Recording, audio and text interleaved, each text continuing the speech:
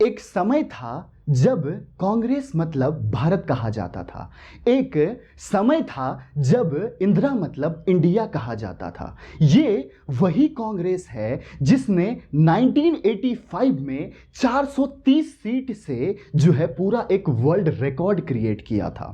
आज कांग्रेस डिक्लाइन के यानी विलुप्त के कगार पे पहुंच चुकी है। आज आप जानेंगे इस बात को कि अगर डेमोक्रेसी में अपोजिशन नहीं हो तो वो देश का जो प्रधानमंत्री होता है वो आवारा हो जाता है। और इतनी बड़ी पार्टी अगर विलुप्त होने के कगार पे पहुंच गई है तो इससे हमें सीखना चाहिए। और हिस्ट्री जो है, हिस्ट्री हम पढ़ते भी इसलिए हैं क्योंकि हिस्ट्री हमको कुछ ना कुछ सिखाती है। आज हम जानेंगे, आज हम लेसन लेके जाएंगे कि आखिर कांग्रेस कैसे विलुप्त हो गया। चलिए इस वीडियो को स्क्रीन पे शुरू करते हैं।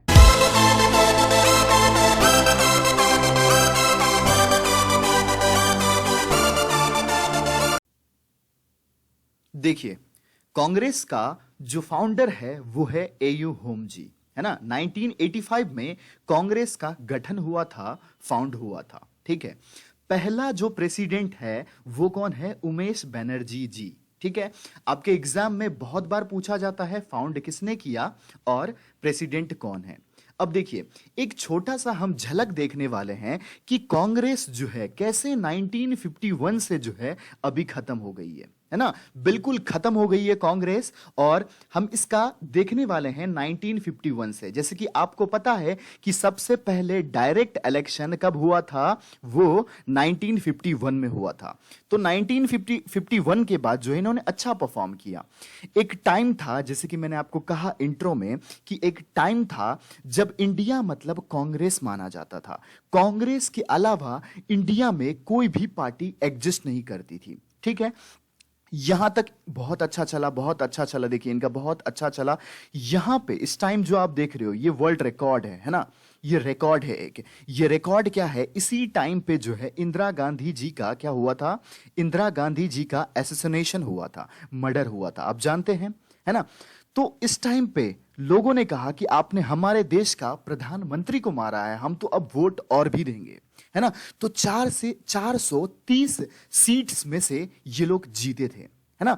कितने सीट थे? 568 सीट थे, जिसमें से 430 सीट से जीत गए थे। धीरे धीरे 2009 में ये लोग डिक्लाइन करना शुरू किए। 1999 में भी डिक्लाइन हुआ, है ना। और यहां पे आप देख सकते हैं, यहां पे ये लोग पूरी ना के बराबर खत्म ही हो गए। यानी हमारे लोकसभा से लीडर ऑफ अपोजिशन खत्म हो गया। और देखिए, इनका डिक्लाइन ऐसा नहीं है कि सिर्फ यहां पे आके हुआ था। डिक्लाइन इनका पहले भी हुआ था, लेकिन इन्होंने क्या किया था? वापस से अपनी गाड़ी पकड़ ली थी, है ना। देखिए, 1999 में जो है अटल बिहारी वाजपेयी का सरकार था, ठीक है। अब देखिए, 2002 में जो है दंगा हुआ था, है ना। 2002 में दंगा हुआ था तो ये लोग क्या थे? बीजेपी वाले हार गए थे, इनका नाम खराब हो गया था। लेकिन वापस से इन्होंने रिवाइव किया, कांग्रेस ने वापस से रिवाइव किया और 10 साल, पूरा का पूरा 10 साल ये सत्ता में रहे। आखिर क्या कारण है? आखिर क्या इनसे गलती हुई, है ना, वो अब हम जानने वाले हैं। अब देखिए, हर पार्टी की कोई ना कोई मकसद होती है ना, कोई ना कोई मुद्दा होता है, ठीक है। अब देखिए, बीजेपी जो है वापस से जो है 2014 में आता है और कांग्रेस को पूरी तरीके से तबाह कर देता है। ये अपने नारे लेके आता है, टैग लाइन लेके आता है ना। ये कहते हैं कि अच्छे दिन आने वाले हैं, है ना। अब की बार मोदी सरकार, है ना, बहुत हुई अत्याचार, ठीक है। उसके बाद बहुत हुई भ्रष्टाचार, है ना। इन्होंने अपना टैगलाइन लेके आया, लेकिन कांग्रेस के पास ऐसा कोई टैगलाइन नहीं था। अब देखिए, 1951 से लेके 70 साल, है ना, 70 साल इन्होंने राज किया। तो मतलब 70 साल में जितने भी लीडर थे सब अच्छे थे, इसके मतलब तभी ये सत्ता में थे, है ना, तभी ये सत्ता में थे। लेकिन 2014 के बाद क्या हुआ? 2014 के बाद धीरे धीरे इनका डिक्लाइन शुरू हुआ, क्योंकि इनके पास कोई मुद्दा नहीं था बोलने के लिए। ये अपना मुद्दा रख रहे थे, ये अपना मुद्दा रख रहे थे, लेकिन इनके पास कोई टैग लाइन भी नहीं था। अब देखिए, इस टाइम पे इनका नाम खराब हुआ था, ये लोग बहुत ज्यादा करप्ट करने लग गए थे, है ना। इनके 2G घोटाले में इनके नाम आने लग गए। कोल करप्शन में नाम आने लग गए। पूरी इंडिया की ये डिमांड होने लग गई कि सीबीआई इंक्वायरी होना चाहिए। लोकपाल बिल की डिमांड होने लग गई कि ऐसा कुछ बिल होना चाहिए जिसमें हम करप्शन में ट्रांसपेरेंसी लेके आ सकें, है ना। महंगाई बढ़ने लग गई, ऑयल की दाम बढ़ने लग गई, प्राइस बढ़ने लग गई, पेट्रोलियम प्रोडक्ट महंगा हो गया, है ना। बड़े बड़े स्टार जो है अक्षय कुमार, ये लोग अपना जो है अपना ट्वीट डाल के जो है गवर्नमेंट की क्रिटिसिज्म करते थे। अब आपके मन में सवाल आएगा कि सर महंगाई और पेट्रोल डीजल की प्राइस जो है ये तो आसमान छू रहा है ना। तो इतना गुस्सा भी है बीजेपी पे, गुस्सा भी है लोगों को, है ना, क्योंकि बहुत लोग मरे, है ना। यहां पे जो है बहुत लोग मरे कोविड के टाइम पे, ठीक है। लेकिन फिर भी बीजेपी 5 राज्यों में से इलेक्शन होता है और 4 में से जीत जाती है। अंत तक बने रहिएगा, इसका जवाब मैं आपको दूंगा। अगर मैं आपसे पूछूं अभी कि कांग्रेस का जो गवर्नमेंट है वो कौन कौन से स्टेट में है, तो आप कहेंगे कि सर राजस्थान में है और छत्तीसगढ़ में है ना। अभी प्रेजेंट इलेक्शन में बात करें तो कांग्रेस की गवर्नमेंट थी, है ना, लेकिन हार गए। यहां पे कौन आ गया? आम आदमी पार्टी आ गया, ठीक है। अब देखिए मध्य प्रदेश में थे, मध्य प्रदेश में ये लोग जीत के आए थे, कमलनाथ यहां का सीएम भी बना था। अब देखिए यहां पे बात समझने की कोशिश कीजिएगा कि जितने भी सीनियर लीडर थे, है ना, जितने भी सीनियर लीडर थे, जैसे मध्य प्रदेश में वापस से जो है बीजेपी की गवर्नमेंट बन गई, क्योंकि ये जो आपको दिख रहे हैं, है ना, ज्योति आदित्य सिन्हा, ये जो है ये अपना पार्टी बदल के आ गए, है ना। आपको ये बात समझना चाहिए, है ना, कि कांग्रेस की लीडरशिप में प्रॉब्लम है। इतने लोग अगर पार्टी छोड़ के जा रहे हैं तो मतलब कुछ ना कुछ अनस्टेबिलिटी है, कुछ ना कुछ लीडरशिप में प्रॉब्लम है। ये जो आप ये आसाम के कौन थे? सीएम थे हेमंत शर्मा, ठीक है। ये भी जो है पार्टी बदल के आ गए, ठीक है। उसके बाद ये जो पेमा खांडू आप देख रहे हैं, हिमाचल प्रदेश के सीएम थे, इन्होंने भी कांग्रेस छोड़ के बीजेपी ज्वाइन कर लिया, ठीक है। और ये जो आपको एन बीरेन सिंह दिख रहे हैं, ये कहां के सीएम थे? ये मणिपुर के सीएम थे। इन्होंने भी अपना पार्टी बदल लिया। आखिर कुछ ना कुछ तो है ना। अब हम जानेंगे कुछ ना कुछ क्या है, क्या गलती ये लोग करते हैं जो जनता इनको वोट नहीं देती है। माफ कीजिएगा, शायद मैंने यहां पे जो है हिमाचल बोल दिया, ये अरुणाचल है ना, ठीक है। अब आपने एक कहानी तो सुना होगा, एक कहावत तो सुना होगा, ये जनता है ये सब समझती है ना। अब देखिए पंजाब में क्या होता है, पंजाब में जब अमरिंदर सिंह सीएम रहते हैं तो वो क्या कहते हैं, वो बार बार सेडिशन लॉ और यूएपीए लॉ लगाते हैं, है ना। सेडिशन लॉ क्या होता है, यूएपीए लॉ क्या होता है ना। अगर हम गवर्नमेंट के खिलाफ कुछ बोलते हैं, है ना, गवर्नमेंट के खिलाफ कुछ आवाज उठाते हैं, तो गवर्नमेंट के पास वो पावर रहती है कि वो सेडिशन लॉ लगा के जो है आपकी बात को बंद कर दे, है ना, आपकी बात को खारिज कर सकता है, ठीक है। कभी इस पे हम डिटेल बात करेंगे कि सेडिशन लॉ क्या होता है ना। अभी के लिए सेडिशन लॉ क्या होता है कि अगर कोई गवर्नमेंट के खिलाफ कुछ बोलता है तो गवर्नमेंट रिटेलिएट करने के लिए उसको जो लॉ लगाता है वो क्या होता है, सेडिशन लॉ होता है। इस लॉ में आपको बेल भी नहीं हो सकती है ना। ये लॉ बेसिकली उस पे लगता है जब हम देश के खिलाफ लोगों को भड़काने की कोशिश करते हैं, है ना। अब देखिए पंजाब की सीएम बार बार सेडिशन लॉ लगाते हैं, ठीक है। उसके बाद छत्तीसगढ़ में क्या होता है, छत्तीसगढ़ में जर्नलिस्ट को अगर वो सरकार के खिलाफ बोलते हैं तो उसको जेल में बंद कर दिया जाता है, ठीक है। इन दोनों में किसकी गवर्नमेंट है? कांग्रेस की गवर्नमेंट है। इन दोनों जो किसकी बात कर रहे हैं हम, पंजाब में किसकी गवर्नमेंट थी? कांग्रेस की गवर्नमेंट थी। उसके बाद छत्तीसगढ़ में किसकी गवर्नमेंट थी? कांग्रेस की गवर्नमेंट थी। अब राहुल गांधी जी खुद कहते हैं, है ना, कि हम जो है अगर प्राइम मिनिस्टर बनेंगे तो हम सेडिशन लॉ को हटा देंगे, उसके बाद हम प्रेस को फ्रीडम देंगे। यानी अगर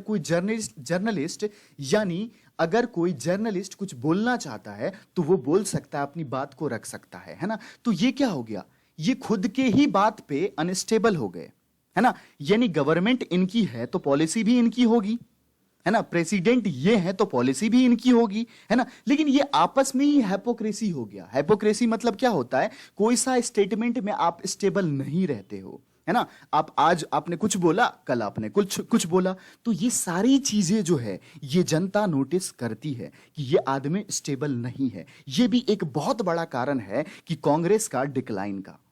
अब देखिए, अभी प्रेजेंट में जो पंजाब से ये लोग हार गए, है ना, पंजाब में ये लोग सिर्फ 18 सीट लेके आए, जबकि सरकार पिछली बार इनकी थी, है ना। अब देखिए, पंजाब जीतना इनके लिए बहुत ही इंपॉर्टेंट भी था, क्योंकि पंजाब में ऑलरेडी फार्म प्रोटेस्ट हुआ था, है ना। फार्म प्रोटेस्ट हुआ था तो वो किसके अगेंस्ट हुआ था? बीजेपी गवर्नमेंट के अगेंस्ट हुआ था। तो बीजेपी का तो रास्ता खत्म ही था इस स्टेट से, है ना। कंपटीशन किसकी थी? आपकी थी, आप गवर्नमेंट की थी, और किसकी थी? कांग्रेस की थी, है ना। अब देखिए, कांग्रेस ने क्या क्या गलती किया यहां पे। कांग्रेस ने जो है खुद में ही लड़ना स्टार्ट कर दिया। ये सिद्धू और आपस में ये चिन्नी जो है, ये चिन्नी जी जो है ये आपस में लड़ने लग गए। उसके बाद अमरेंद्र सिंह, जो कैप्टन अमरेंद्र सिंह जो सीएम थे यहाँ के, वो पार्टी छोड़ के चले गए, उन्होंने अपना अलग पार्टी बना लिया, है ना। तो ये सब अनस्टेबल चीज जनता नोटिस करती है ना।